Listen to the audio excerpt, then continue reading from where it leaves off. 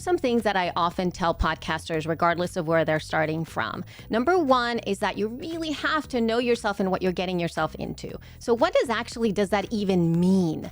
Understand who you are, and I guess as a human being, and it has a lot less to do with your content than actually the type of person that you are in your actual everyday life, because a lot of podcasting is kind of like a consistent habit you have to add to your world nowadays. So what is your daily life like? Meaning, do you have a lot of things that you're doing already on the daily? Do you have children in the house? Are you taking care of elderly parents? Do you live in the middle of a city where there's lots of noise around you? Do you have a job that you have to go to every day? What time of the day do you have in order for you to create content? Can you really add something else to that mix? So important before you start to see what your capacity is. The second thing is, what's your tech propensity like? There's many of us who really love the latest gadgets and how to make all the things work.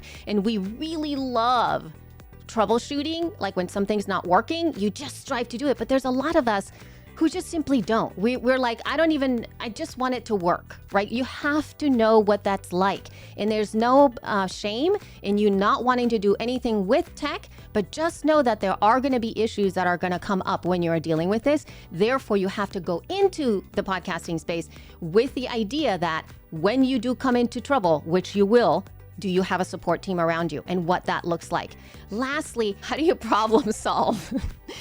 Because are you the type of person that goes into Facebook and you're like, oh my God, I got this horrible thing, I need help? Or are you the type of person who is gonna get in front of your computer and like Google everything you possibly can to find a solution to the problem?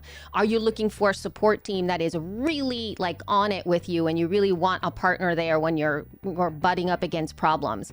The way that you deal with problems is gonna really show up exponentially before you start your podcast. And so you need to have your idea of, how are you going to back yourself up? How are you going to have the support that you need? How are you going to prepare your path to that? That means if you do have a little bit of an investment money, do you have a team that you're going to hire?